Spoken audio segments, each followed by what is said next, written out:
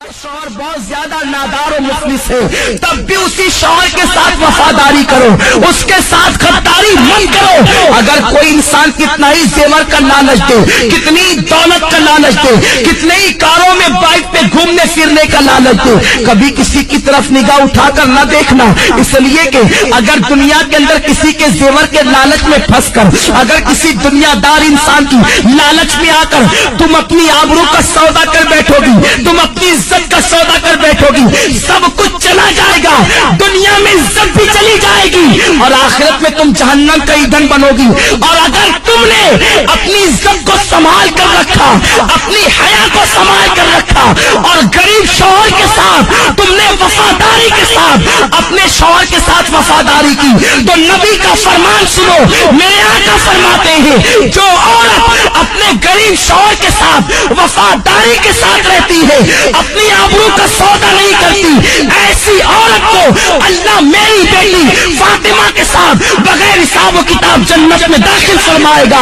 اب اگر تم بغیر حساب و کتاب جنت میں داخل ہونا چاہتی ہو سیدہ فاطمہ کے ساتھ، تو اپنی آبرو کا سودا نہ کرنا، کسی کے لالچ دینے میں نہ آنا۔ یہ زیور کیا حیثیت رکھتے ہیں، زیوروں کی کیا حیثیت ہے، سونے چاندی کی کیا حیثیت ہے، اچھے لباس کی کیا حیثیت ہے، کاروں کی کیا حیثیت ہے، دنیاوی سواریوں کی کیا حیثیت ہے۔ جب تمہاری موت آئے گی تو سن لو، بڑھاپے میں مرنا ضروری نہیں ہے، جوانی میں بھی تمہیں موت آ سکتی ہے۔ اللہ اکبر، جب تمہیں موت آئے گی، اگر تم نے اپنی حیا کو بیچ کر زیورات حاصل کیے ہوں گے، یہی زیورات تمہارے بدن سے نکال لیے جائیں گے۔ اچھے اچھے لباس تم نے جو جمع کیے ہوں گے، وہ لباس بھی تم سے چھین لیا جائے گا اور تمہیں کیا پہنایا جائے گا، سادہ سا سمپل سا 2 گز سفید کپڑا جسے دنیا کفن کہتی ہے، وہ کفن تمہارے بدن سے لپیٹا جائے گا، کافور کی وہ غمگین خوشبو تمہارے بدن سے لگائی جائے گی۔ تمہاری سہیلیاں آج جو تم سے کہتی ہے چل، اس غربت میں کیا رکھا ہے، اس غربت میں کیا رکھا ہے، چل چل کر عیش کی زندگی گزار۔ یاد رکھنا، ان ظالموں کی بات کبھی مت سننا۔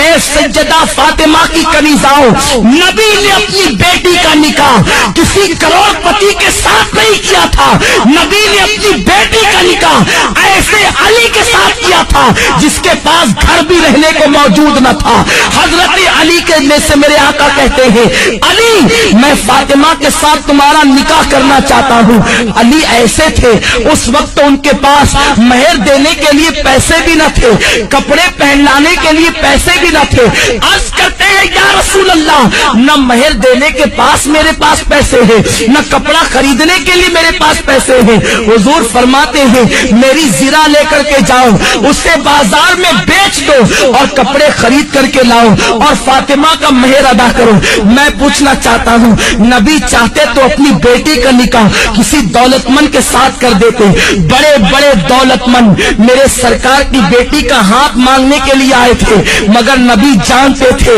اگر میں نے اپنی بیٹی کا نکاح کسی دولت مند کے ساتھ کر دیا تو میری امت کی بیٹیوں کا کیا ہوگا، میری امت کی بیٹیاں زندگی کیسے گزارے گی۔ نبی نے اپنی بیٹی کا نکاح ایک غریب علی کے ساتھ کر کے دنیا کو بتا دیا کہ غریب شوہر کے ساتھ ایمانداری اور وفاداری کے ساتھ اپنی زندگی کو گزار